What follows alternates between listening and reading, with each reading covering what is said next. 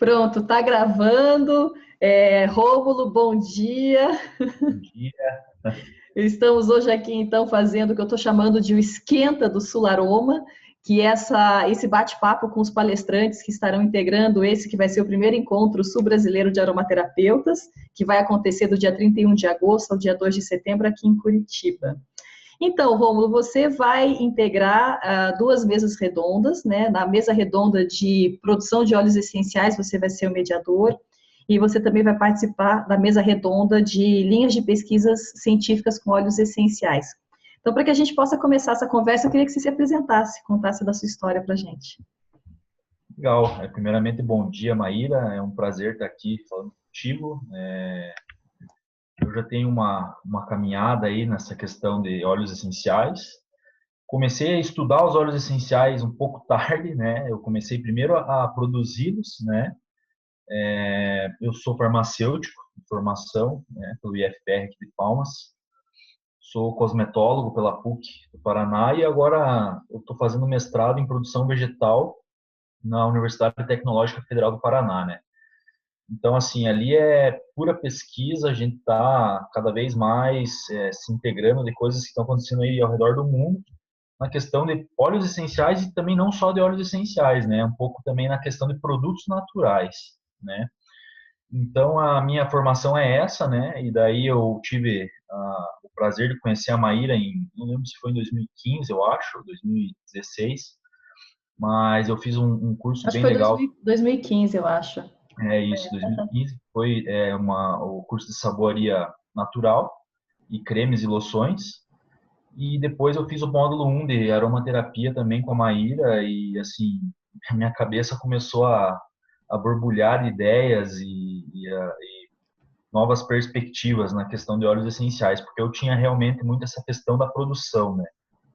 E a partir do momento que eu comecei a entender o bem que esses óleos podem, né, realmente trazer, né, no nosso organismo, mesmo sem você mesmo sem você ter eles de forma ali ou diluída ou pura, né? Você tendo a extração desses óleos essenciais, é, você tem várias espécies, diferentes cultivos. Eu comecei realmente a me engajar muito mais nesse assunto depois que eu fiz o módulo 1 de aromaterapia com a Maíra. Então, acho que é uma coisa que foi bem gratificante. Até agora eu estou tentando arrumar um tempo na minha agenda para eu fazer o módulo 2, mas como o mestrado aqui é bem puxado, a gente tem que tentar ir colocando aí as coisas como dá para fazer. Então, conforme o tempo, eu acho que eu vou conseguir continuar minha formação como aromaterapeuta, porque realmente é uma área que depois que você começa a estudá-la, você não tem como mais você sair dela, né? É difícil, ela vai te puxando para dentro, é muita possibilidade, são muitas inovações, né? Apesar de ser um processo aí extremamente antigo, né? A questão da destilação de óleos essenciais e o procedimento em si não muda muito, né? Do que a gente conhece aí da história, né? Que vieram vindo alguns destiladores aí e alguns autores famosos aí da aromaterapia. Então é uma coisa bem legal de estar trabalhando e eu acho que é bem por aí, né? Tem uma frase interessante que eu vi de um agrônomo, um autor, que ele fala que para toda peste que na terra nasce, a própria terra te fornece o antídoto. Então, eu acho que estudar óleo essencial e planta medicinal é muito isso, né? Você traz essa tua visão alquimista, né? A gente aí que está trabalhando dentro disso, a gente tem essa visão alquimista aí e traz esses óleos essenciais, destila esses óleos essenciais para fazer bem aí para o nosso organismo, para quem a gente gosta, né? Tem que ter muita ética na questão de produção de óleo essencial, e acho que isso a gente vai abordar muito no Sularoma, porque realmente tem bastante óleo que às vezes você compra por bom e às vezes não é, né? Então, tem que ficar bem esperto nessa questão de qualidade também e acho que no Sularoma aí pelas pessoas que vão estar compondo esse congresso, eu tenho certeza que ele vai ser um sucesso porque Eu acho que o que mais a gente tem que bater na tecla da ética, eu acho que está todo mundo engajado com isso e por isso que eu aceitei fazer parte dessa equipe aí que está, né, tentando difundir a aromaterapia cada vez mais no Brasil e produção dos óleos essenciais. Com certeza. Ô, Rômulo, bom, você está agora, fala a sua cidade, porque você não falou, é Pato Branco, né? Que você está agora, né? Na verdade, eu moro em Palmas, né? Eu sou de Ah, você mora Palmas, em Palmas, tá? então é um pouquinho mais frio. Mas o Eu até campus comentei, o pessoal vai assustar, porque nós já estamos aqui tudo agasalhado, né? Mas a universidade que eu estou fazendo mestrado é em Pato Branco, né? Então são 80 quilômetros daqui. É, Aí eu fico indo e voltando, indo e indo e voltando. voltando. Agora, a produção de óleo essencial, você estava tirando óleo essencial em que região aqui do Paraná? Agora eu estou fazendo óleo essencial em Pato Branco mesmo, Ah, né? lá dentro da Lá em Pato faculdade. Branco, Uhum. minha empresa está na incubadora do Hotel Tecnológico da UTF-PR. Acho isso bem importante de falar. Quando eu entrei na UTF, a gente teve algumas reuniões com professores ali, diretores do campus, e assim, eles entenderam que essa área é uma área muito próspera, né? Mas é uma área pouco estudada, né? Aqui na nossa região, aqui na nossa universidade, a gente tem algumas pessoas que são engajadas na questão de plantas medicinais, mas nada assim voltada à produção, só à pesquisa, né? Então, a gente tem um estudo bem interessante com a Artemisia annua, que é um antimalárico poderoso, né? E a gente tem um bom estudo também com a erva balieira, né? E agora a produção minha está mais focada na questão da erva balieira. Estou fazendo um pouco de alecrim do campo, um pouquinho de goiaba, mas assim, como eu venho do controle de qualidade, né? Porque eu, depois que eu me formei em farmácia, fui para o controle de qualidade da indústria de alimentos. Então, eu sou até um pouco chato nesse sentido, porque às vezes eu estou extraindo óleo essencial e assim, às vezes, né, é uma, assim, acho que eu não vou entrar muito na questão da destilação, acho que, quem sabe, a gente deixa isso mais para falar no congresso, mas assim, o óleo essencial, se você perder ali, faltou água no teu condensador, você aumentou demais a temperatura, aumentou demais a temperatura do leite de extração, ou muito vapor, pouca matéria-prima para ser extraída, você vai prejudicar esse óleo, ele não vai ser um óleo totalmente límpido, vai fundir composto, né, vai degradar. Então, realmente você tem que ter uma linha bem tênue ali, né? E até por isso eu nunca, assim, não, como que eu posso explicar? Eu nunca tentei ter uma destilaria maior, assim, sabe? Aquela coisa, vamos destilar muito óleo e tal. Porque realmente é uma coisa que você tem que estar em cima, né? Eu não pensei já em fazer algumas parcerias com produtores rurais, que eu trabalhava com uma cooperativa de orgânicos, ensiná-los a destilar óleo, deixar minha destiladora lá com eles, mas eu não me senti confortável, sabe? Aquela coisa de que eu tenho que estar vendo o óleo que eu estou fazendo, né? Tem que ser eu que estou fazendo para depois eu poder estar aqui. Esse óleo fui eu que extraí, fui eu que colhi. Então é uma coisa que você tem que realmente estar bem atento do início ao fim da extração e por isso que eu sempre fiquei nessa escala mais assim pré-industrial, né? Uma microdestilaria que é o que eu tenho hoje, mas os óleos que eu faço, eu tento sempre fazer eles com uma qualidade excelente, né? E se eu vejo que eles não estão legais, eu, assim, tento nem passar eles para frente. Eu já cheguei a jogar óleo essencial fora, né? Ai, que dó, Rômulo! Mas, assim, quando eu comecei a fazer pitanga, né? Que é um óleo que eu trabalhei bastante também, eu tive que jogar alguns óleos fora porque eles saíram pretos, assim, da cor de Coca-Cola, né? Que Então, loucura! como eu estava explicando, é tudo a questão da temperatura do leito de extração, né? Como ela é uma planta muito serosa, ela tem uma dificuldade enorme de você fazer a extração dela. E Uhum. aí eu acabei levantando demais a temperatura do leito de extração para ver se eu conseguia, né, quebrar as células, os dutos secretores do óleo essencial. E eu acabei, assim, fundindo todos os compostos e eu tirei lá 200 ml que eu tive que realmente descartar, porque, assim, como agora ainda mais, né, como eu sou da escola aí da Maíra, eu pensei assim, não é um óleo que eu gostaria que ninguém usasse. Eu também. Então, eu acabo, assim, por descartar esse tipo de óleo essencial. Mas hoje, assim, com a minha experiência em destilação, esse tipo de coisa já não acontece mais, graças a Bom, erva Deus. baleeira você domina 100%, né, Rômulo? Isso, até minha dissertação de mestrado vai ser com ela, né? Eu estou fazendo uma pesquisa sobre sombreamento com ela, né? Eu sei que ela é uma planta de pleno sol, mas quando você leva elas para... uma planta difícil de obtenção.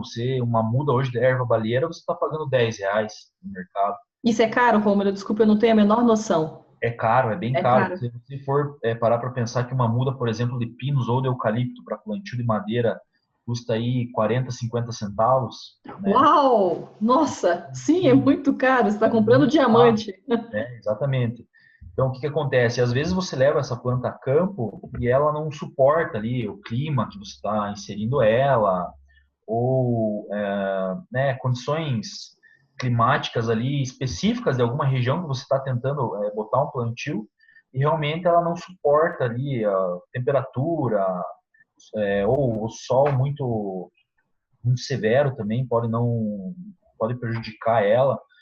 Então, a minha dissertação vai ser sobre desenvolvimento de mudas de erva baleeira, né? A gente já tem um protocolo aqui na universidade para a produção das mudas, né? E a gente vai estudar o desenvolvimento delas em diferentes níveis de sombreamento.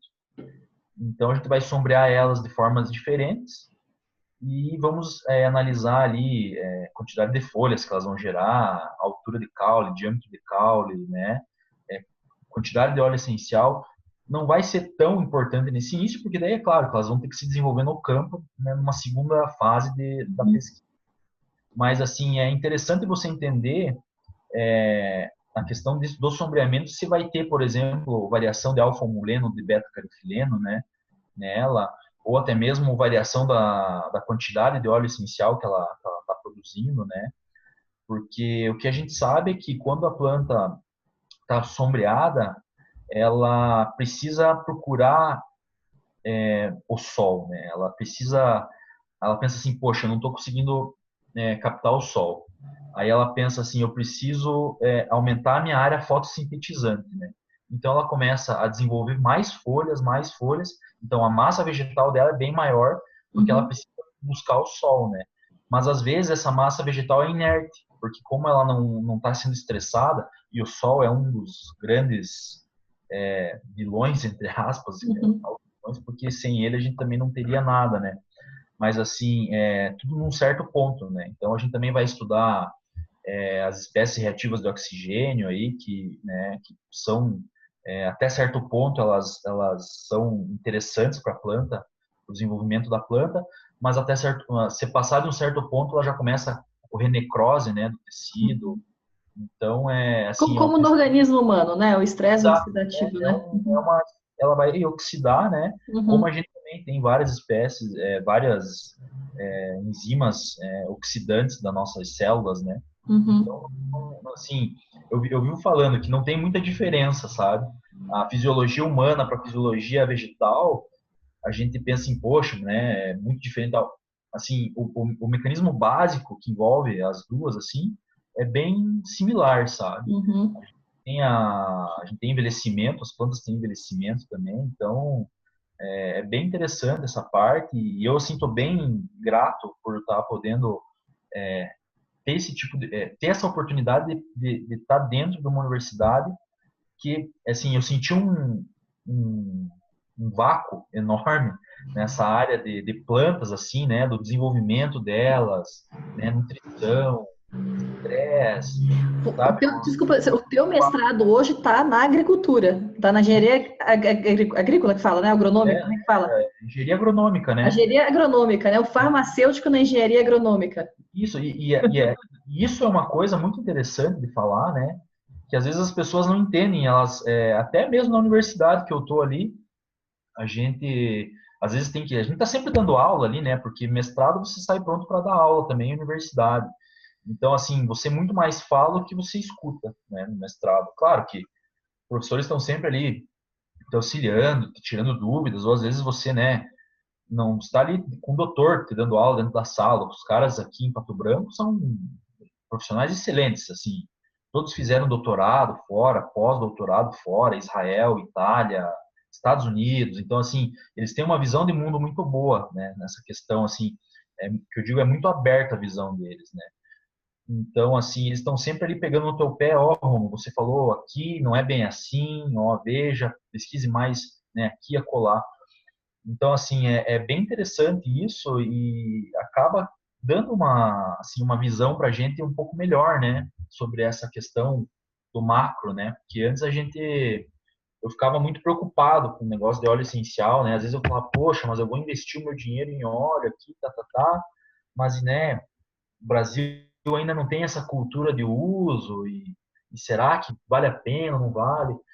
Então, assim, um farmacêutico dentro da engenharia agronômica, né? Como eu falo, podia ter biomédico ali dentro, podia ter médico ali dentro, né? Como eu vivo falando para eles que pode ter agrônomo dentro da farmácia, porque essa área de óleo essencial, ela engloba muita coisa, né? Então, vai desde É o verdade. biólogo, vai o farmacêutico, tem que ter o médico, né? Tem que ter a linguista, que é como você, É. para nos O ajudar. óleo essencial é inerentemente multidisciplinar, né? Não tem como fugir, né? Uhum. Então, assim, às vezes alguns professores que são aqueles mais da velha guarda, né? Que eles têm mais aquela cabeça focada para milho, soja, feijão, assim, eles até ficam um pouco receosos, sabe? Tipo, poxa, o que esse cara tá fazendo aqui? Né? Um farmacêutico aqui dentro da engenharia agronômica, um professor Tirando o lugar de alguém que está estudando para para planta agronomia. para produção, né, de alimento, né? Exato. E é o que eu sempre falo, né? Não que não seja importante essa área, eu acho super importante. A gente precisa ter segurança alimentar aí, foi uma coisa que a humanidade sofreu, Uhum. né? Histórico isso, a gente, né, começou a ter, até hoje, na verdade, não tem, né? Muita gente passa fome por aí, é triste falar isso, mas existe, né? A gente tem que ter essa consciência, mas bem legal essa parte de desenvolvimento de medicamentos, desenvolvimento de produto, porque realmente os óleos essenciais eles têm, né, uma gama de compostos ali exorbitante dentro deles. E eu tive num congresso em 2016 na França e eu até pude tirar uma foto de um slide lá que, se a gente tiver a oportunidade, eu acho que eu quero colocar na mesa de produção ou de pesquisa, talvez, não sei, mas 3 comparações de cromatografias, né? Quando Hum. começou em 1960, 70, nos anos 90 e agora em 2000, né? Os caras colocaram lá o mesmo óleo, acho que, se não me engano, a lavanda, né? Porque daí eles estudam isso há muito tempo na Europa. Tipo, 3 compostos em 1970, em 1990 eles já subiram para 30 e poucos compostos. Então, assim, acho que à medida que os próprios cromatógrafos forem evoluindo, né, e a gente acho que vai ter belas surpresas aí na questão de encontrar aí Nossa, eu novos, fiquei curiosíssima para ver esse slide seu. Que né, não é? bacana, né? Uma visão histórica do. É interessante, assim, é uma visão que eu tive muita gente boa junto comigo aí na minha caminhada, né? E a Maíra é uma delas, o Ian, a Edione, eu tive a oportunidade de conhecer ela lá na fábrica dela, né? Uma super destilaria muito legal, muito organizado, o plantio dela é excelente. Ô, Rômulo, essa questão de que vocês, produtores, vão se encontrar, e vocês, pesquisadores também, isso está me dando tanta satisfação de poder proporcionar esse encontro, principalmente entre os produtores que são aqui do estado do Sul, e que são os pequenos produtores, porque, assim, eu tenho muita fé de que a aromaterapia tá, no futuro da aromaterapia está com vocês, sabe? Porque esse crescimento avassalador da aromaterapia no mundo inteiro, com empresas, né, distribuindo em escala mundial, não tem planta para tudo isso e o controle de qualidade se perde, a gente sabe disso, né? Eu acho bárbaro quando a gente tem farmacêuticos e biólogos que vendem controle de qualidade. Hoje, dentro da Casa Mai, tem a Carolina Soler, que é uma bióloga que sempre trabalhou com controle de qualidade também, ela sempre traz muitas questões relevantes. Então, se a gente não apoiar os pequenos produtores, como é que vai ser? Nós só vamos usar lavanda e alecrim no mundo, né? Porque é só o que vai ter, né? Nós vamos ter monocultura de plantas medicinais. Você imaginou que pouco isso? Loucura pensar nisso, né? Não é uma Porque loucura? Você pega, quer dizer, imagina, né? Daqui a pouco, então, nós vamos só produzir copaíba no Brasil, porque copaíba é que tem entrada no mercado mundial, e pois aí é, dane-se o resto inteiro, né? eu acho isso um grande erro, na verdade. É um pouco engessado pela questão que nem você falou de grandes empresas da aromaterapia, né? Eu acho que a gente tem a maior biodiversidade do planeta aqui no Brasil e fazendo uma pesquisa sobre NCMs aí no sistema de Alice Web aí, que é o sistema de e-commerce do Brasil aqui, né, do governo, eu consegui encontrar 27 NCMs para óleos essenciais só. Então isso O que que é aí? O que que é? Você está falando do... chama nomenclatura comum do Ah, do Mercosul. INC você está falando? Não, do Merco, não, não tem nada a ver com o INC. Não, não, Não. não. O NCM, quando você vai emitir uma nota fiscal NCM, de exportação, nomenclatura comum do Mercosul. Ah, tá, NCM, entendi agora. isso aí. Uhum. Quando você vai emitir uma nota fiscal de venda para exportação, você tem que colocar um NCM, né? Por exemplo, compensado é uma coisa, óleo de copaíba é uma coisa. Então, assim, para você ver como que a gente é pobre nessa área ainda, aqui no Brasil, né? Então, a gente tem 27 NCMs. Por exemplo, a erva baleeira não existe NCM ainda para ela, né? Você tem que colocar lá como outros óleos, né? Tem um NCM específico, só que outros óleos podem englobar muita coisa, né? Então, assim, por isso que daí a gente pode entrar agora numa fala sobre falsificação de óleos essenciais, contrabando de óleos essenciais. Ai, Rômulo, nem me fala, que eu já entendi o teu recado agora com essa história do NCM. Nunca que eu soube dessa informação. Toda vez que eu converso com você, eu aprendo tanto, Rômulo. Você tem que vir mais para Curitiba. Que legal, que bom, eu fico feliz com isso. Então, assim, é uma coisa bem capciosa. Eu acho que a gente está no começo ainda. O Brasil tá caminhando passos largos, eu acho, para ter uma revolução na parte de plantas aromáticas. Eu conheci algumas pessoas que trabalham com isso há muito tempo, da UFPR, da Emater de Curitiba também, o professor Cícero Deschamps, que é um cara que trabalha com muita espécie florestal brasileira, pitanga, a própria baleeira, ele trabalha bastante. Se não me engano, a Bacris draconculifolia, que é a aqui do campo, ele trabalha bastante com ela também. E eu, sim, tive o prazer de fazer um mini curso com ele, e ele explicitou muitas coisas, assim, pra gente lá. Conheci também o Cirino do Emater, que é um cara, assim, um dinossaurão, né? Ele, Dinossauro é ótimo. na questão da camomila aí no Paraná, aqui no Paraná. Então, foi um dos pioneiros nessa questão da camomila aqui, ajudou muito, né? Um baita de um agrônomo, assim. E o que eles me falam, sabe, Maíra? Eles falam assim, Rômulo, pense numa coisa, né? Com o crescimento econômico da China e da Índia, eram dois países extremamente exportadores, né, desse tipo de produto.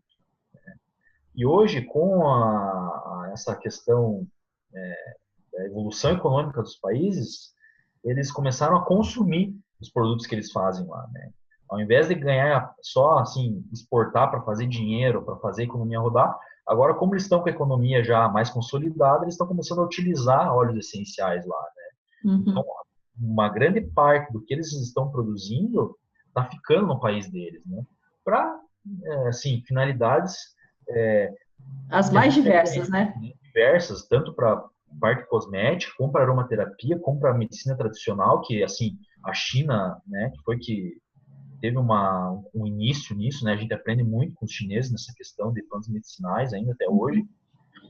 Artemisia annua, por exemplo, que é o antimalárico mais utilizado aí no mundo, é uma planta chinesa, né? Então, enquanto os Estados Unidos gastavam horrores em medicamentos na guerra do Vietnã, os soldados iam lá, os soldados do vietnamitas lá, iam lá, colhiam a planta que tem na região deles, tomavam o chá e beleza, né? Não, assim, era um custo que eles não precisavam ter, né?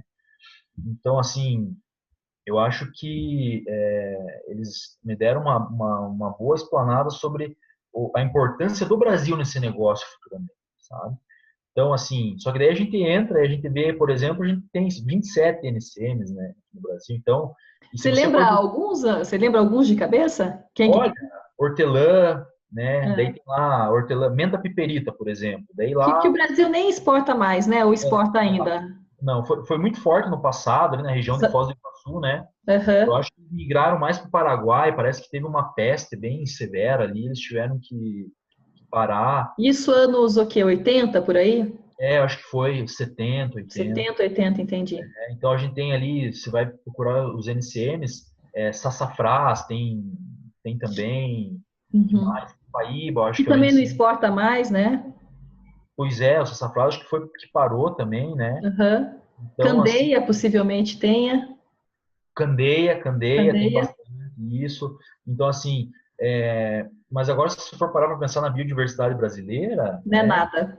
Então, a 27 é muito pouco, Não entende? é nada, com certeza. Até eu estava lendo uma reportagem, acho que foi na Gazeta do Povo esses dias, que eles estavam falando do Guimarães Rosa, que o Guimarães Rosa ele citava muito plantas medicinais nos livros dele.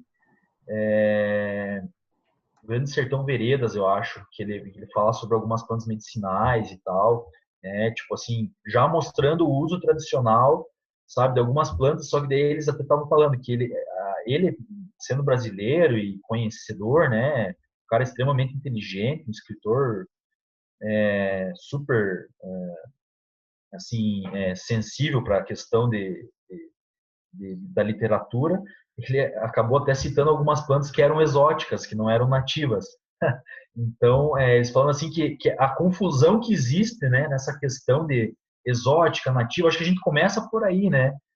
Então, é bem legal. A nossa área é assim, cada dia você está aprendendo uma coisa nova e às vezes assim você, né, se surpreende, né? Você está sempre se surpreendendo e eu acho que o congresso vai vir assim para, como você falou, para unir a gente aí daqui do Sul. Eu acho que são bons produtores que levam ao pé da letra a questão de qualidade, que levam ao pé da letra a questão da ética, porque assim eu vivo falando, né, que não adianta você tem alguns artigos aqui que até eu quero a gente discutir no congresso, eu vou levar algumas informações interessantes de algumas coisas que já foram estudadas aqui pela gente aqui em Pato Branco, mas eu vim falando que não adianta você ir viu uma menta ali no jardim do vizinho, né? Você vai lá e pá, e colhe e vai fazer um chá. Mas e aí, será que aquela menta, né, será que o horário de colheita foi o certo para a menta, né? Será que Uhum. aquela menta é de uma genética que está produzindo um mentol ou é uma menta, né? Então, assim, a gente tem muito essa questão de baixa qualidade desses produtos também, um pouco por essa confusão aí de, né, não saber certinho qual espécie que você vai plantar, ou às vezes você está cultivando uma espécie que não tem uma quantidade suficiente de princípio ativo ali que você está procurando, né? E quando você vai iniciar uma pesquisa, né, científica, né, uma planta medicinal, a primeira coisa que você tem que ter é uma essicata da planta e uma identificação botânica, né? Então, agora a gente está fazendo uma parceria com a USP aqui e, assim, foi uma coisa bem gratificante para mim, porque isso foi uma coisa que eu aprendi, né, com vocês, aromaterapeutas, né, com a Maíra, que foi a pessoa que me introduziu nessa área. No último simpósio brasileiro de óleos essenciais, eles fizeram a banca do aroma, né? Então, eles Ah, tinham lá fizeram? 10, 10 óleos essenciais não identificados, né? E aí você tinha uma cartinha lá que você tinha que cheirar os óleos essenciais e tinha que escrever, né? Ai, que legal. Então lá tinha lá alecrim, tinha lavanda, tinha hortelã-pimenta, tinha os óleos mais comuns assim, né, que a gente fala. E aí eles tinham que numerar. O número um é alecrim, o número 2 é lavanda e tal. E daí eles iam dar um prêmio, né, para quem acertasse mais óleos, né. E por a gente já está nessa área, assim, porque realmente pesquisadores, eles, às vezes eles ficam meio, meu Deus, o que esse óleo vai fazer em mim, né? É. Então, um pouco de receio de usar óleos essenciais. E a gente não, assim, conhece, né? A gente sabe que não é bem assim, né? Que dá para você fazer o uso dele. Mas, enfim, eu acertei 8 olhos, né, dos 10 Parabéns! e ganhei o prêmio. E o que que era o prêmio, Não, Rômulo? um vinho da Serra Gaúcha lá, né? Ah, Então, ótimo, show de bola! mas assim, o mais legal foi o reconhecimento perante ao público do Simpósio Brasileiro de Óleos Essenciais, né? Aham. Daí esse professor da USP veio me procurar e falou: pô, cara, você tem um cromatógrafo no nariz? Ele falou para mim, brincando. Aí você falou, não, eu sou aromaterapeuta. Justo, justo. Eu falei, não, falei, aí é a nossa área de estudo, né, professor? E a gente usa e tal. Enfim, estamos trabalhando com uma planta agora, em parceria com esse professor da USP, né, pela nossa proximidade aí no congresso, né? Então é sempre bom você estar fazendo, participando desse tipo de evento, porque você sempre está trazendo coisa nova e levando coisa nova, né? E essa planta é uma planta que a gente não encontrou o perfil fitoquímico dela ainda na literatura, então, assim, a gente está achando que é uma planta que pode ter uma, assim, ser uma descoberta interessante, né, na questão de princípios ativos dela. Então, Uhum. o cheiro de mel, Nativa, planta nativa. planta nativa ela tem um cheiro de mel bem forte. Então, Interessante. Se tem mel, se tem cheiro de mel bem forte, pode ter nerolidol. eu conversei com uma professora Hum. da C de Campinas, ela falou que pode ser, se eu não estiver falando besteira, cinamato de metila, ela falou. Bom, então quem falou besteira fui eu. Não, mas pode ser também. Ela falou assim, Rômulo, geralmente quando o cheiro é característico disso, né, pode ser cinamato de metila, mas agora como esse professor ele está fazendo o perfil fitoquímico, né, Uhum. cromatográfico da planta, nos próximos dias a gente vai ter todos os laudos microbiológicos, né, o perfil fitoquímico, a gente vai fazer elastase, que é uma enzima que começa a dar para a parte cosmética, né, ela é uma enzima que começa a degradar a parte muscular, então começa a dar os sulcos, né, na face ou linhas de expressão e tal. Então a gente vai fazer citotoxicidade com eles lá também. Então assim, talvez seja uma planta bem promissora, né, na questão de nativas brasileiras que a gente ainda não conhece, não tem o óleo dela ainda comercialmente aqui no Brasil. E o mais interessante é que ela já é uma planta que ela está preservada, né? Então a gente tem um horto botânico que a gente já preserva a espécie. Então, assim, esse tipo de coisa que dá força para a gente continuar, né? Fazer algumas descobertas de algumas plantas diferentes, né? Que nem você tinha comentado antes, né, Maíra? Não é aquela coisa assim, vamos exportar copaíba, né? Vamos fazer copaíba, porque é o que o pessoal conhece do Brasil e tal. Uhum. Eu sempre fui mais do lado pesquisador, assim, sempre, às vezes até divago um pouco de tanta coisa que a gente pensa e tanta coisa que a gente quer fazer e às vezes não consegue. Tinha que ter duas vidas, né, Rômulo? Para estudar óleo essencial, a gente precisava de umas 3, É, acho que sim. Acho que mas é sim. bem gratificante essa Ô, Rony, questão. deixa eu te perguntar uma coisa. Quando você, por exemplo, nesse caso, né, que você exemplificou dessa planta nativa que vocês estão estudando em parceria com a USP, se não tem o perfil químico dessa planta, quer dizer, uma planta nova, 100%, qual é a certeza absoluta que a gente tem de que encontrou aqueles compostos naquela planta depois que você faz a cromatografia dela?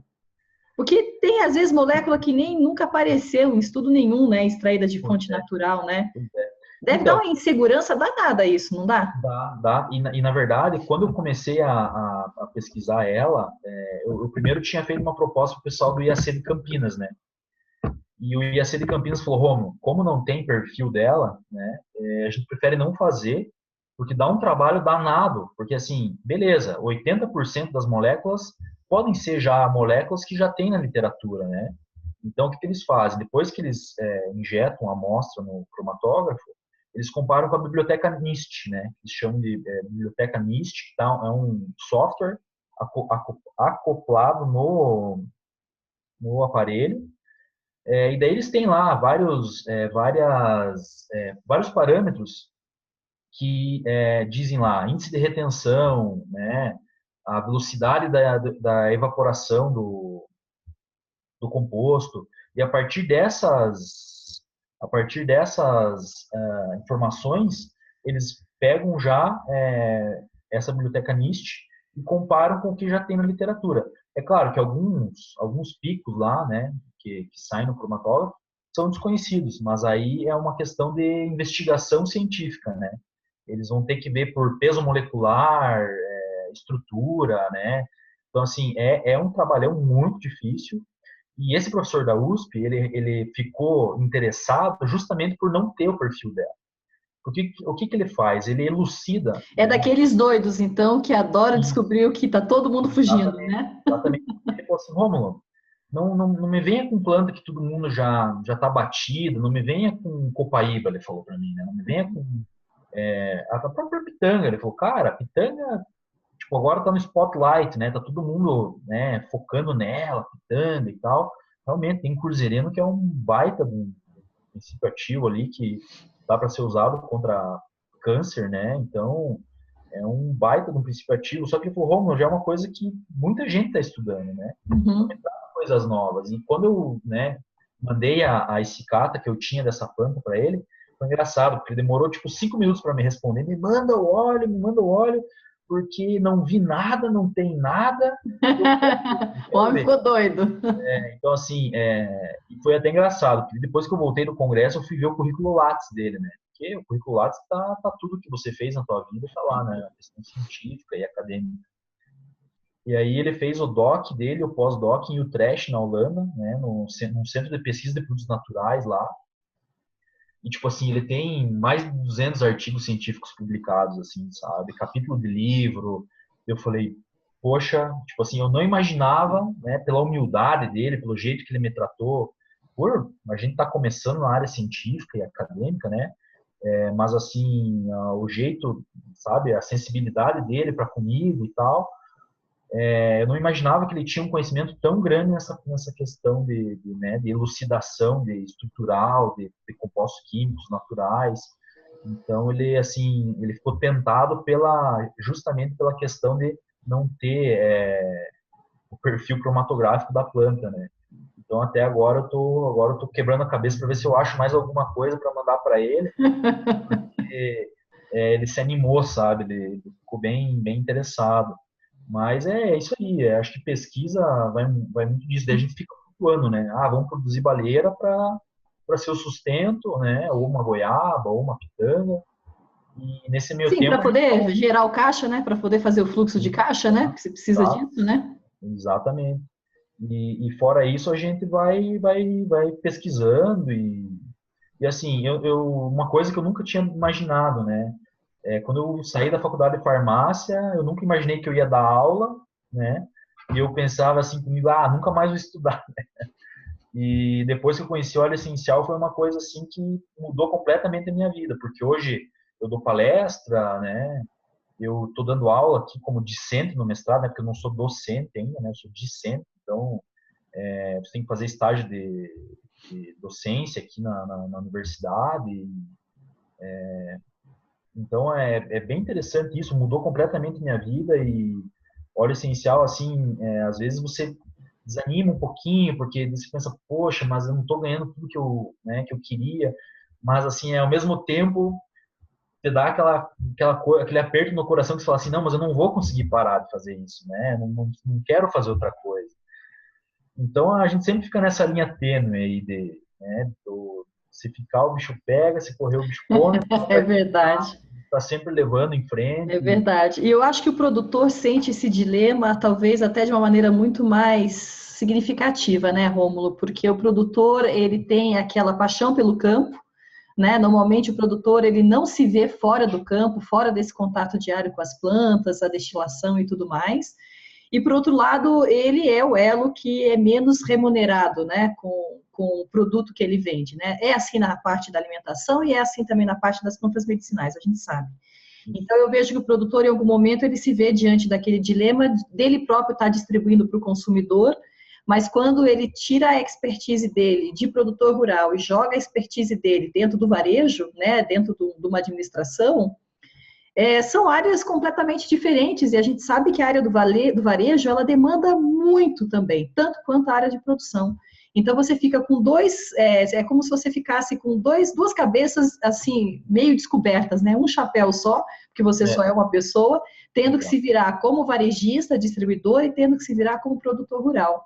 Então eu espero que dentro desse Suaroma como a gente vai colocar produtores junto com marcas, junto com vendedores, né, de fato, que são as lojas, né, os varejistas, que passe a existir uma conscientização um pouco maior, porque o consumidor, ele meio que já sabe que óleo essencial é um produto caro, né? E mais ou menos a gente entende que o produto é caro, principalmente por conta da quantidade de impostos que a gente tem aqui no Brasil para vender um produto que acaba entrando na categoria de cosméticos. Que é até um outro assunto que em algum momento eu acho que a gente dentro e principalmente dentro da Abraroma, a gente vai ter que levantar, que é tentar descobrir tentar pleitear um lobby de uma nova categoria comercial tributária para óleos essenciais, né? E só que, na verdade, o consumidor tendo consciência de como que se dá essa cadeia produtiva inteirinha, ele próprio pode começar a pressionar os distribuidores para que valorize mais os produtores conhecendo essa demanda podem, de repente, começar a tentar fazer contratos de longo prazo, tudo para tornar mais acessível o produto, né? Sim, com certeza.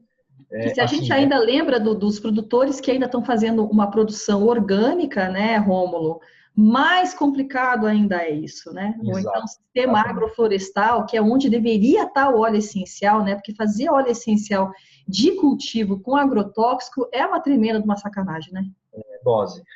Até esses É dias dose. eu entrei numa discussão esses dias com um dos professores da agronomia justamente por isso, né?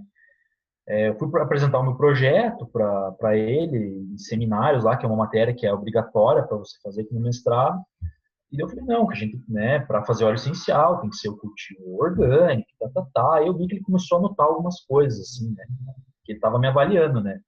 E eu na frente ali de 20, 30 pessoas que estavam, né, fazendo uma disciplina comigo. Aí você falou, tô ferrado, né, meu? O que E aí, será que eu tô falando, né? e aí, o mundo agrônomo, né. E aí, ele me olhou no final da minha apresentação, começou a fazer as considerações, e ele falou, tá, mas como assim tem que ser orgânico?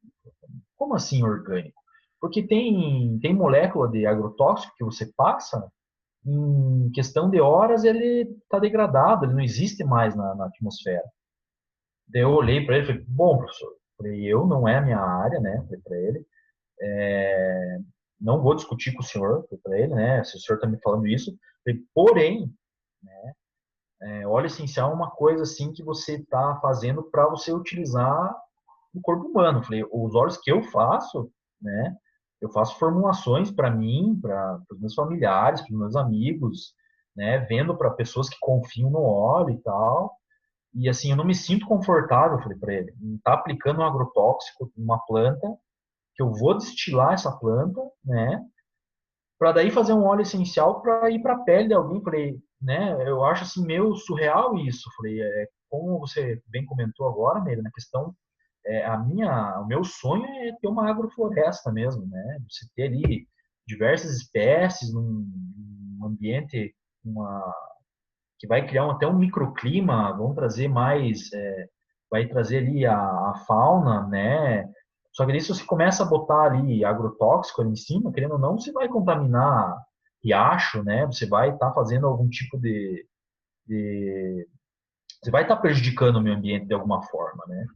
E ele, assim, não aceitou muito a minha, a minha colocação, né? Falou, não, não é assim, vai degradar e tal, a molécula vai embora. Mas aí, quimicamente pensando assim, né? Não quis entrar muito no mérito, mas tá, ela vai degradar, mas alguma coisa ela vai virar, algum resíduo vai ter, vai ser algum subproduto ali. E assim, a gente não pode, eu acho que a gente não pode cair nesse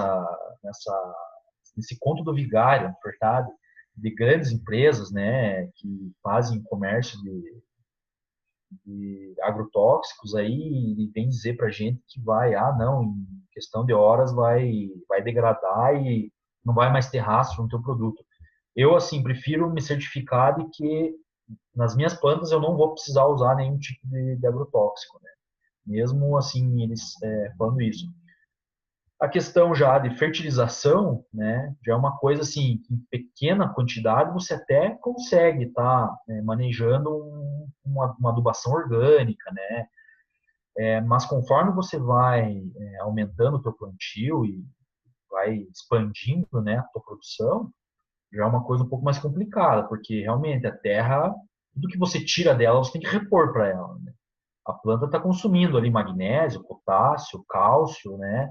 Ela está se nutrindo. Então, se você ficar lá 10 anos só tirando, tirando, tirando, né? Tem uma história bem famosa, que foi a política do café com leite, né? Que os caras plantavam muito café e foram plantando e só tirando, tirando, tirando. Chegou uma hora que as plantas ficaram estéreis, né? Tipo, elas não conseguiam mais produzir e eles, assim, não sabiam mais o que fazer. E, na verdade, era nutrição, né? Eles tiraram tanto nutriente da terra que eles acabaram com o solo, né? Então, assim, se eu não me engano, para você formar 10 centímetros de solo viável para plantio, são lá 1000 anos, né? Talvez eu esteja falando bobagem, mas eu tenho essa informação. É um número alto, né? Você É, quer dizer, né? É um número muito alto, né? é um número de anos extremamente alto, elevado. E para você acabar com isso, eu acho que é questão de 10 a 20 anos, Que sabe? loucura isso. Então, assim, a molécula, né, ali que você está introduzindo como fertilização no solo, ela vem de rocha, muitas vezes, né? São rochas que são fragmentadas, que em contato com a água ali no solo, ela vai começar a liberar, né, a Uhum. disponibilizar o micronutriente ali, ou o macro, né, que seria nitrogênio, fósforo e potássio, e vai ficar viável ali para você adubar a tua planta. Olha, eu, assim, é que como eu estou agora na área agronômica, eu fico muito nessa faca de dois gumes, né? Muitos professores chegam para mim e falam assim, não, Romulo, é a mesma molécula. Se você conseguir, né, essa molécula de rocha ou organicamente, não vai ter diferença, né? Mas, assim, é uma coisa ainda que eu quero ainda terminar meu mestrado, formar bem a minha visão sobre isso, porque é difícil você tomar uma atitude ou uma posição perante isso, que é um assunto delicado, conversando com uma ou duas pessoas só, né? Então, já conversei com um professor de orgânicos aqui, que fala, não pode usar e tal.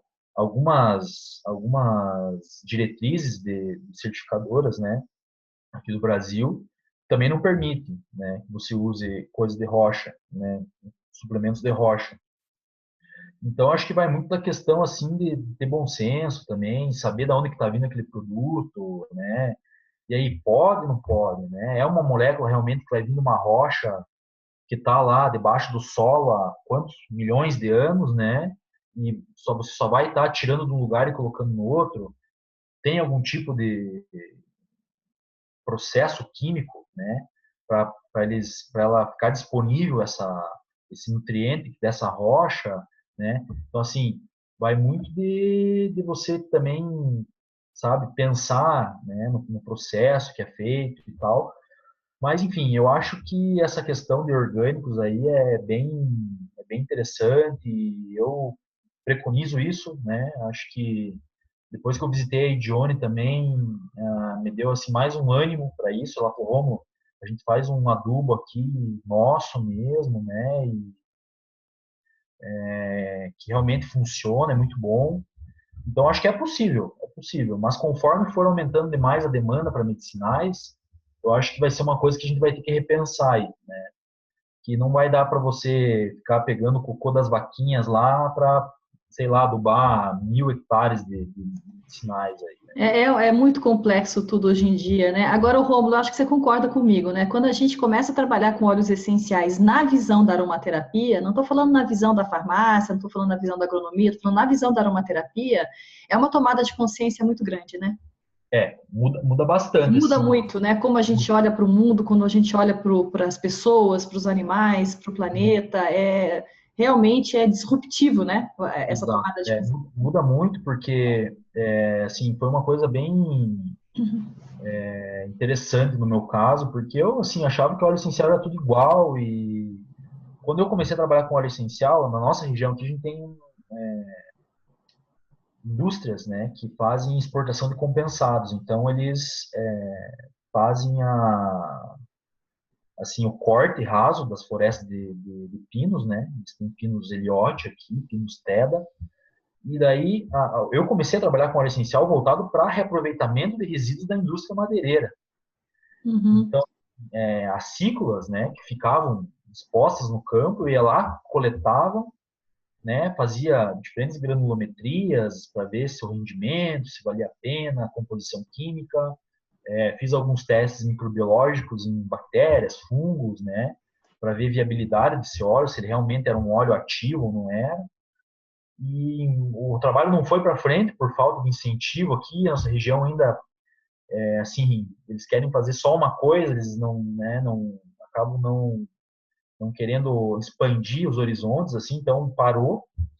Mas aí depois que eu peguei esse fio da meada da aromaterapia, aí mudou bastante, assim, o meu jeito de pensar, o meu jeito de ver tudo isso, né? A responsabilidade que você tem que ter na questão de você fazer um óleo essencial bom, para ele gerar um produto bom, né? Para você poder utilizar ali na tua pele né, com benefícios para a tua saúde mesmo, né? Então, mudou muito, assim, o jeito de ver e pensar. E naquele congresso que eu fui na França, em Nice, né, era o Simpósio Internacional de Óleos Essenciais, a gente estava lá, em alguns brasileiros lá, e alguns brasileiros palestraram, o professor Barata, o professor Humberto Biso também, são pessoas assim que estudam óleos essenciais há muito tempo. E foi engraçado, porque um italiano começou a falar sobre os óleos cítricos deles, né? E aí ele pegou e botou uma cromatografia lá, né, da questão de agrotóxicos, né, no, nas cítricas brasileiras, né. E ele falou assim, olha, as cítricas brasileiras tem o óleo essencial mais contaminado do mundo, então não usem. E foi engraçado que nenhum dos pesquisadores brasileiros quis confrontar o cara, sabe? Porque estava lá, estava a cromatografia, estava a análise de quantidade de agrotóxico, e assim, foi exorbitante o que tinha dentro, né? Porque realmente 90% da produção de suco aí que rola hoje no mundo sai do Brasil, né? Então, assim, eu tive uma palestra também no último Brasileiro de Óleos Essenciais, que o cara falou que de cada 5 copos que você toma de suco de laranja em qualquer lugar do mundo, 3 vêm do Brasil. Então, E tudo contaminado. virou uma commodity, né? Então, Hum. assim, eles têm que fazer o suco para exportação, só que é uma cultura, né, teoricamente frágil, né, porque é muito suscetível à contaminação, doenças, pragas, pestes. Então, eles têm que ficar botando veneno o tempo inteiro ali nela, e ela retém o veneno na casca, né? Então, a partir do momento que ela está retendo o veneno na casca, e você está espremendo ela depois para fazer o óleo prensado, né, dos cítricos, você está espremendo o veneno junto, né? Então, assim, por isso que hoje Quer dizer, até nesse caso, vale mais a pena consumir um cítrico destilado, né? Se a gente for usar um cítrico brasileiro, que não tem a certificação orgânica, melhor a gente estar consumindo um cítrico destilado. eu assim, depois que eu tive Isso é essa bem palestra, importante, hein, Rômulo, que você está falando, hein? não, então, depois que eu tive essa palestra lá, eu mudei assim, bastante minha concepção sobre orgânicos e convencionais, né? Uhum. Porque óleo de laranja realmente é assim, na minha visão de aromaterapeuta, eu adoro a laranja. Eu acho a laranja que ela tem um poder assim, né, extremamente relaxante, calmante. Quando eu tô com algum perrengue assim, eu vou lá e me acalmo com uma laranja, né? Uhum. Só que a partir do momento que que eu descobri isso, né, tive informações aí sobre isso, eu fiquei pensando duas vezes antes de comprar óleo essencial de laranja no Brasil, né? Não, o essencial não, né? O prensado, né? A essência prensada, né? Isso. Até, Então, até deixa, porque as pessoas vão ver esse vídeo nosso, até deixa eu esclarecer, né? Por que, que a gente está falando que seria preferível, vamos consumir um óleo destilado? Porque na destilação você tem a degradação de boa parte desse agrotóxico, né? Então é por isso, né? Você está falando especificamente dos óleos, que nós chamamos de essências, que são as prensadas a frio da casca de cítricos de cultivo não orgânico, né? exatamente, exatamente. Porque, assim, ele se torna um subproduto para a indústria de suco, né? Uhum. O produto principal é o suco. Aí as cascas eles fazem a prensagem. E a partir dessa prensagem, né, gera o óleo, essa essência, né, de prensagem a frio. E daí o que acontece? Agora as próprias indústrias, né, de agrotóxicos brasileiras, aí, multinacionais, estão usando esse óleo, que é resultante da prensagem da casca em formulações de outros agrotóxicos, né? Então, assim, já tem dois ou três produtos aí que estão vendendo já no mercado, que levam lá 10, 15% de óleo de laranja dentro da formulação, né? Então entra É como a cadeia alimentar acumulativa de agrotóxicos, né? e É até falar agrotóxico em cima de agrotóxico. e até interessante falar que a partir do momento que você deixa a planta, né, em cultivo orgânico, isso assim vale tanto para a questão alimentar como para a questão do óleo essencial. A partir do momento que você tem ali como que eu posso dizer assim, uma planta sobre ataque, né? Ela está ali no plantio orgânico, você não está tratando ela tendo uma mineralização extrema ali para ela se nutrir sempre e tal, ela não vai estar só se nutrindo e se enchendo de água, né? Crescendo. Então, a qualidade fisiológica de alimentos cultivados organicamente e convencionalmente já muda, né? Então, assim, tem alguns artigos que falam sobre cenoura, né? Muito mais caroteno em cenouras, aquelas cenouras mais feinhas, mais pequenininhas, né?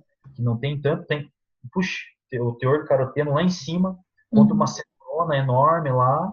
Então, assim, você consome 100 gramas de uma cenoura bonita, né? Bem nutrida, você vai estar lá ganhando X de beta, de caroteno. Uma cenoura ali, às vezes, com 10, 20 gramas, ali, uma cenourinha pequenininha, você está lá com 5x de caroteno dentro Por dela. conta da qualidade, né? Exato. Então, Tudo assim, a sim. qualidade fisiológica, o alimento pode ser um pouquinho mais feio, mas a qualidade fisiológica dele vai ser bem mais interessante. E para o óleo essencial é a mesma coisa, né? Se a planta está sob um estresse moderado, ela vai produzir mais compostos de interesse, vai produzir mais óleo essencial, né? Uhum. Então, assim, tudo num limite aceitável para a planta, Sim, né? quando eu fui dar palestra ano passado no Conaroma do Aromaterapia para Nerds, eu tinha lá um pedaço que eu estava falando sobre agrotóxico, então eu acabei lendo um tanto de pesquisas, e existe acúmulo de chiquimato, por exemplo, na planta, e isso altera completamente as rotas metabólicas, né? Então, às vezes não você está consumindo óleo destilado, você não está consumindo diretamente o agrotóxico, né? Justamente por conta da destilação, mas você está consumindo um óleo essencial que ele não é o que a planta poderia estar produzindo, fora todos os outros malefícios dos agrotóxicos que ficaram lá na Terra e para o planeta do modo geral, né? Exato. Agora, Rômulo, se a gente não teria um problema no óleo essencial destilado, nós temos um problema de agrotóxico muito sério no hidrolato, né? É, porque você está arrastando ali tá arrastando o que a planta tem, a própria água da planta, se você faz uma destilação com a planta fresca, eu acredito que aquela água que ela tem dentro dela, porque as plantas são 90% água, né? Uhum. Algumas até um pouco mais, né? 92, 93. Então, é isso que o pessoal, às vezes, é bom explanar, assim, que o óleo essencial, ele sai do peso, né, que você tem de uma planta colhida, você pode diminuir aquilo lá por 93%, 92%. Então, você vai fazer óleo essencial de 5, 7% do peso total colhido da tua planta. Uhum. Então, aí já começa a primeira quebra na produção, né? Então, você Uhum. tem que tirar lá que você está colhendo água do solo, né? Então, aí já começa por aí, né? Então, por isso que, às vezes, realmente, alguns óleos são um pouco mais caros e tem que ter esse cuidado aí para precificar isso aí. Mas sim, o hidrolato eu achava assim não, que ele também não ia carregar, eu achava que ele inclusive não carregava por ser destilada a água, eu Uhum. achava que não carregava os minerais, né? E conversando com uma professora da química semana passada, agora eu vou ajudar a orientar um TCC aqui de um aluno dela. A gente vamos retomar o trabalho do resíduo da indústria de madeira, né? Contra um fungo que apodrece a própria madeira do pinus, né, no campo e na indústria. Então a gente vai tentar virar um produto final mesmo, né? Ela falou, Romulo, arrasta. Alguns não vai arrastar, mas alguns vai arrastar, né? Então, a importância... É por isso que você pegou, aquela hora que você veio aqui em Curitiba, que eu estava falando de hidrolato, você levou aquela amostra, Exato, era exato. porque a tua professora tinha dito que arrasta. Exato. E Isso para assim, mim também é novidade, viu, Rômulo? pois é, eu achava que não arrastava. E daí ela falou assim para mim que justamente você tem que cuidar, inclusive, da qualidade da água que você faz a destilação, né? Então, assim, se você tem uma água que já vem ali contaminada ou, né, uma água, uma pureza duvidosa, você já tem uma interferência aí, né? Então, vem de um riacho lá que, sei lá, tem uma plantação de soja em volta. Então, assim, é bem complicado. A gente está vivendo, assim, aromaterapia, né? Tá vivendo essas nuances aí justamente porque a gente vive num planeta que, né? Principalmente o Brasil, é muito agrotóxico.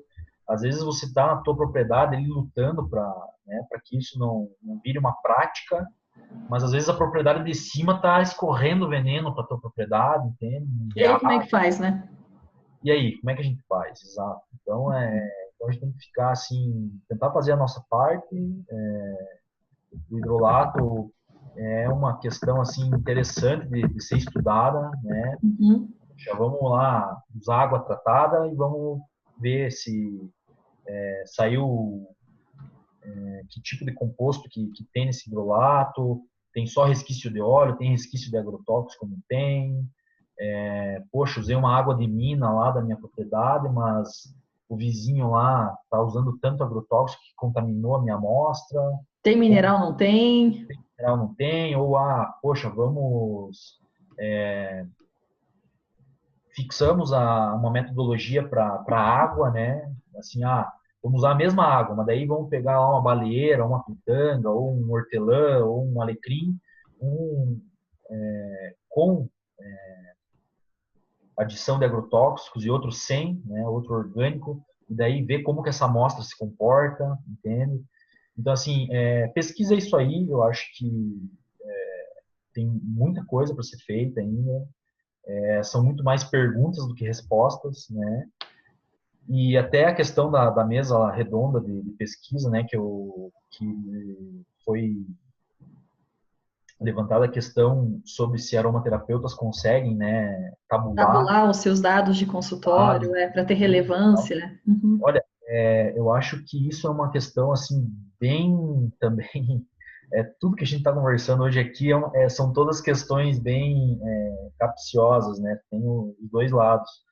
Eu acho que dá para ter confiabilidade, sim, né? Eu acho que, mas a partir do momento que você utiliza uma metodologia conhecida, né? Eu acho que assim, hoje na academia, né, que é o caso que eu estou enfrentando agora, é bem interessante. Mas se você não tem uma metodologia definida de algum autor que nem eu, tive que buscar metodologias de sombreamento de autores renomados, né?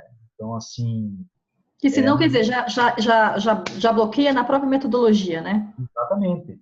Teu trabalho para por ali. Poxa, mas você tipo, né? Não é você é um Zé Ninguém, né, digamos assim. Uhum. Você está começando agora a tua caminhada científica e você quer propor uma metodologia para estudar sombreamento? Não é assim que funciona. Você vai ter que pegar um cara lá que é referência, estudar a metodologia dele, propor. É claro que às vezes você tem que fazer alguma alteração, né? Ou outra. Por exemplo, as telas de sombreamento aqui no Brasil são 30%, 60 e 70, se eu não me engano. E o autor que eu estou estudando, ele fez 25, 50 e 75. Então é uma coisa que eu não vou conseguir achar. Mas aí você cita o cara e adapta o teu teste a campo, né? Uhum. Então, assim, a questão dos aromaterapeutas é a mesma coisa, né? Às vezes você tem lá uma pesquisa que você, né? Eu quero usar lá contra um problema de pele, lá uma dermatite de contato, por exemplo. Vou dar um exemplo aqui. Coisa que acontece no dia a dia. Vou usar lá, pegar uma população e vou usar goiaba, vou usar pitanga, vou usar lavanda, vou usar o que for diluído em tal e tal óleo. A questão que tem que cuidar muito é falso positivo, né? Então, assim, às vezes você está usando lá copaíba com lavanda, mas você não usou só a copaíba. Aí a primeira coisa que os caras vão te perguntar, tá, você usou a copaíba pura para saber se só a copaíba não iria fazer esse efeito que você está dizendo que fez a copaíba com a lavanda? Uhum. Então, assim, é E uma isso em consultório não existe, porque em consultório o aromaterapeuta faz a sinergia que tem que ser feita, né? Ele não faz justamente, a sinergia para que a pesquisa seja relevante, né? justamente. Você quer que funcione para aquele momento e para aquela pessoa, né? Ou seja, é um grande desafio então para a gente, né, Rômulo? Porque a metodologia de consultório ela é completamente diferente da metodologia de pesquisa. Exatamente, é bem diferente. Eu acho assim que a gente pode criar uma comunidade das pessoas que trabalham com isso e citar e relatar casos que são tratados, né, com determinados óleos e sinergias e blends. E assim, eu tenho alguns artigos de algumas revistas, principalmente da Índia, né, que eles fazem vários trabalhos, mas assim mais voltado para a área tipo animal, né, camundongo, né? Então são testes que são feitos, sei lá, ansiolíticos, né? Administram um ansiolítico, uma lavanda e um placebo, né? Então assim, você já começa com três populações diferentes, né? Então assim é difícil. Fazer pesquisa científica é caro, né? Você ter confiabilidade nos dados não é fácil. Depois de tudo que você trabalhou, estudou, você tem que ter ali, fazer uma estatística em cima, que às vezes você acha que é um resultado extremamente relevante, mas na verdade não é, às Não é. vezes, Uhum. né, não é aquilo que você esperava, né? Então, às vezes, aos olhos você fala, opa, achei uma coisa legal. Às vezes não é. Então, assim, é uma questão bem complicada. Você tem que fazer daí, por exemplo, tem um artigo ali, acho que da Universidade do Pará, não lembro agora qual que é a universidade, mas eles fizeram a questão ansiolítica com óleo de laranja doce, né? E daí o que eles pegaram? Eles pegaram a melaleuca para fazer um contrateste, né? Porque a melaleuca não é usada para calmante, né? Sim. Um Uhum. calmante. Então, eles pegaram a melaleuca, que é um óleo extremamente diferente, não é usado para aquela finalidade, e fizeram testes comportamentais com os ratinhos, né? Para ver como eles se comportavam. E assim, tiveram confiabilidade nos dados justamente por a laranja ter um efeito extremamente positivo nos testes comportamentais e a melaleuca não exerceu nenhum tipo de efeito. Então, Uhum. assim, você tem que ter um certo cuidado nessa questão. E daí agora também, se a gente for entrar Você sabe, na desculpa, questão você sabe que você falou dessa pesquisa? Oi, desculpa, Rômulo. Só para você já pontuou, você sabe que você falou dessa pesquisa? Eu me lembrei que as pesquisas que foram feitas nos Estados Unidos com o cineol do alecrim, para questão de teste, também utilizaram a melaleuca como contraponto. não, então, ó, deve ser um óleo já que já é metodológico, né? Tipo, como é um óleo famoso também, né? Uhum. Vem sendo estudado há muito tempo, talvez seja assim um teste, um óleo já que é utilizado no contrateste, né, para ver se, assim, conhece seu efeito dele, né? Então, Uhum. a melaleuca não vai ter o efeito. Aí compara com outro óleo.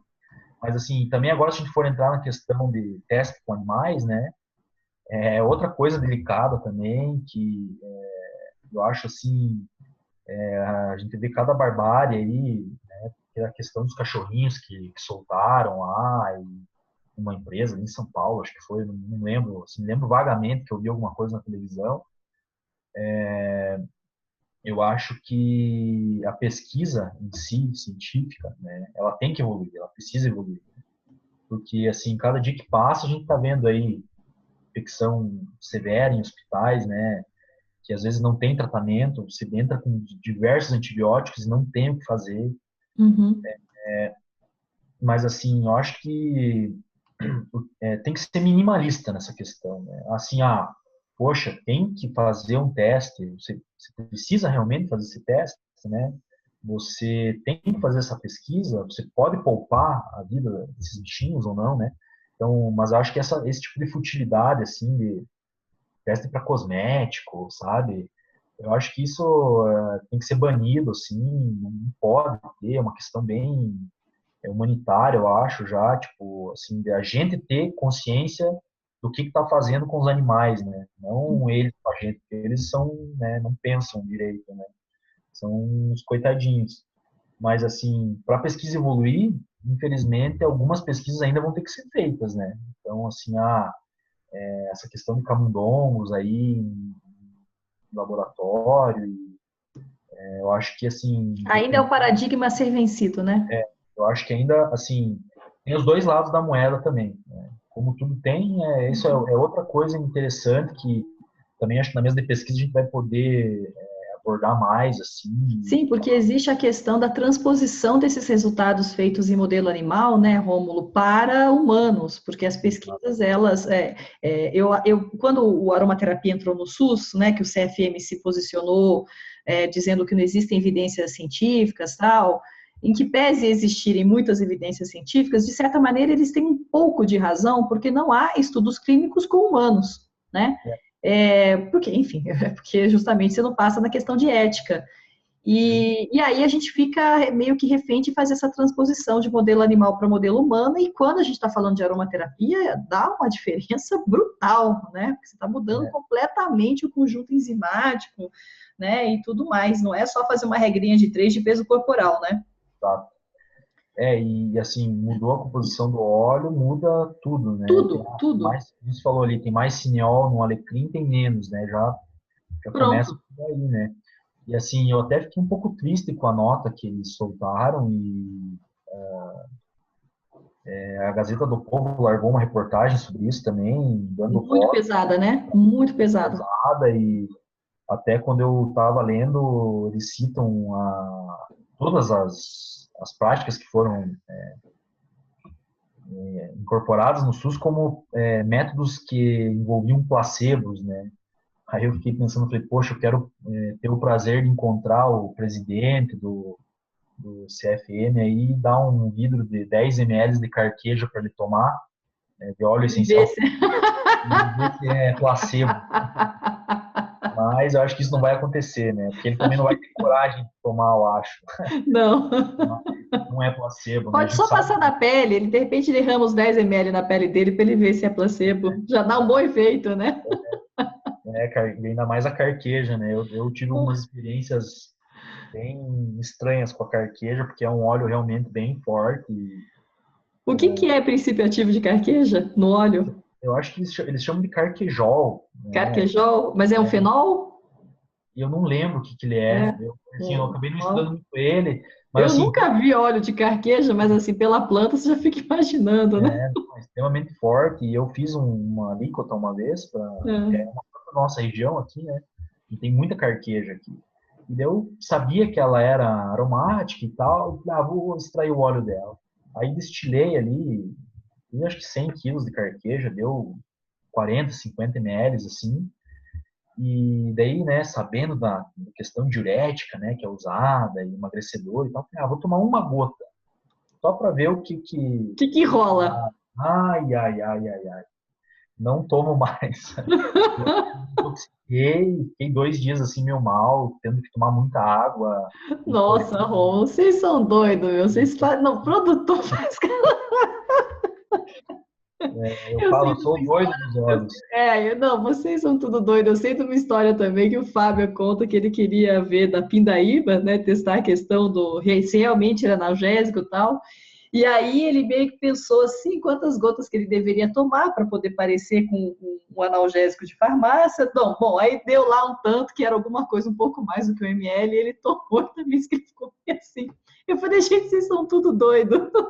É, quer dizer que a gente produz e a gente não acha nada na literatura e não acha nada na. Tá certo, todos os médicos, as grandes descobertas são feitas a partir de experiências próprias, né? É justo. E assim, tem alguma coisa muito forte lá, sabe? Eu não sei o que é, mas até eu vou sugerir para o professor da USP a carqueja e vamos ver se não sai alguma coisa aí. E você ainda tem esses ml que você destilou da carqueja? E eu acho que eu tenho. É. Eu tenho um relicário ali em casa, sabe? Ah, Tudo que eu vou, que eu fui destilando, né, ao longo da minha vida, eu fui guardando. Então eu tenho óleo desde 2011 lá, né? olha, Então assim, até um dos testes que a gente vai fazer agora no segundo semestre aqui é viabilidade, né? Então a gente vai pegar a mesma planta, né, que foi o pinus no caso, que eu comecei a trabalhar em 2011. A gente vai pegar um pinus aqui da mesma região que foi feito na época, mesma espécie, e vamos fazer a viabilidade dele com fresco, né, com alguns dias de extração, e com alguns anos de extração, né, 5, 6 anos, Para ver o para que ver se rolou. diminui a eficácia, né, para tentar, Uhum. assim, ter algum parâmetro de shelf life, né, de vida de prateleira deles. Né? Entendi. Você sabe que o Gata Fossé, quando ele escreveu o livro dele, e até quando o Kurt Buchholz, que é aquele botânico inglês do começo do século XX, que mapeou praticamente as espécies todas de eucalipto, né? Ele era um eucaliptólogo. Uma das coisas que eles diziam é que o óleo essencial precisava estar estragado para ter o seu efeito antisséptico. O que faz todo sentido, né? Porque a gente sabe que os peróxidos que vão se formando, eles são muito mais antissépticos do que, às vezes, a própria matéria, o próprio princípio ativo íntegro ainda, né? E aí existe um Sim. trecho eu não me lembro agora se é no artigo do Kurt Butt ou no livro do Gata Fossé, que ensina como você pode oxidar então, é do Kurt Butt, que ensina como você pode oxidar um óleo de eucalipto. Então, lá ele ensina você a colocar num frasco com uma tampa assim, porosa, deixar no sol tanto tempo por dia, depois chacoalhar, deixar no sol tanto tempo por dia, para que aí o óleo vai estar bem oxidado. Eles não usavam o termo oxidado, eles usavam o termo de que o óleo conteria ozônio, então. E aí sim, esse óleo estaria pronto para utilização terapêutica na pele. Pensa bem, né? Assim, potencial alergênico, tipo, ignoraram, né? Total, né? É, exatamente. Então, assim, é o que eu digo, a gente tem muito mais perguntas do que respostas, né? Porque, assim, é um cara que tem uma contribuição enorme, né, na questão de botânica e óleos essenciais, e ele sugere uma coisa, mas hoje, tipo assim, você não ia fazer isso, Nunca, né? Por que né? eu vou colocar um Então, óleo oxidado na minha pele, né? Tá exatamente. bom, Romulo. Acho que a gente já conversou bastante. Você tem os seus compromissos. E agora que eu vi que nós já avançamos uma hora, né? Como sempre, a gente fica conversando sem parar, né? Pois é, normal. Normal. Ô, Rômulo, então as pessoas que vierem aqui ao Sul Aroma vão poder te conhecer pessoalmente. Eu tenho certeza que vai ser uma troca muito bacana, né? E estou super feliz de você ter aceitado de maneira tão generosa o convite. Eu que agradeço, acho que vai ser um sucesso isso aí. A gente tem que tomar a frente mesmo, acho que dessas questões aí. A gente já bem comentou a questão de CFM, a gente tem questão de produção, pesquisa, a gente tem que desenvolver isso no Brasil. O Brasil é um celeiro aí de pesquisa excelente, né, por causa da nossa biodiversidade, né?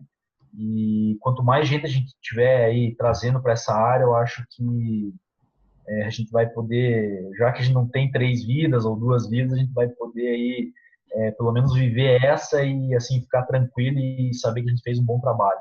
Com certeza. Rômulo, o contato seu, se as pessoas quiserem conversar com você, como é que é? Olha, podem me adicionar no. Tem o meu site, que é www.tritec.ind.br, né? Que tem Soletra o Tritec, por favor? TREETECH, né? Uhum. Tritec, Tá. árvore e tecnologia, né? Em Uhum. inglês, .ind.br. E eles podem me adicionar, o pessoal pode me adicionar no Facebook também, né? Procura meu nome lá, Rômulo Melo, Uhum. foto lá atrás no campo de lavanda, então não tem Acho que muito é a erro. foto que eu utilizei para divulgação do card do É isso, Sularoma, é a né? mesma foto, exatamente.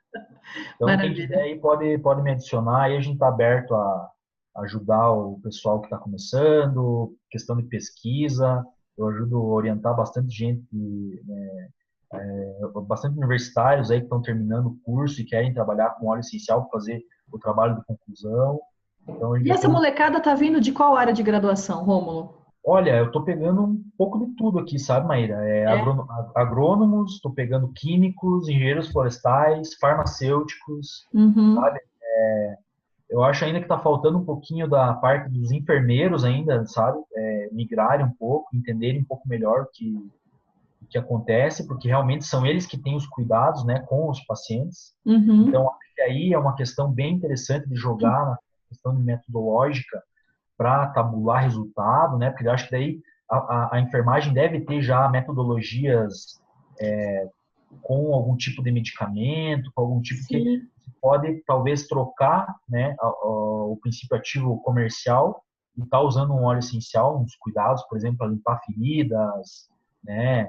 Para É uma problemas. área tão desenvolvida na aromaterapia, principalmente na Inglaterra, né? A Rhiannon Lewis, que você conheceu, né? Que você conhece da botânica, né? Ela tem um trabalho, imagina, né? De décadas, né? Dentro da enfermagem, né? Sendo ela Exato, própria uma enfermeira, né? exato. Então, assim, o Mas aqui no Brasil está pessoal muito aquém, muito longe, muito longe. tá longe, tá longe. É que a gente ainda fica meio engessado por alguns problemas, né? Já conhece, já citou ali na conversa, falsificação, às vezes você não tem uma coisa que você possa confiar 100%, né? E aí você não consegue estar aplicando, né? Mas assim, eu também já tive dentro do hospital e sei dos problemas que as pessoas passam lá, porque eu, né, fui responsável técnico de um hospital por algum tempo aqui na minha cidade. Então, quando eu vi que eles só usavam óleo de soja, óleo de canola dentro do hospital, eu até tentei falar assim, poxa, gente, vocês não querem, né, dar um upgrade nesse óleo aí para, né, fazer um bem um pouco maior, recuperar mais fácil os filhos e tal. Eles, a gente não conhece e tal, não sei o quê. Então, assim, a enfermagem também ia ser bem interessante de estar comprando essa ideia aí e, assim, entender melhor a visão de como que os enfermeiros fazem esses cuidados para a gente talvez começar a aplicar isso um pouquinho melhor nessa parte aí de cuidados com os pacientes, né, tá?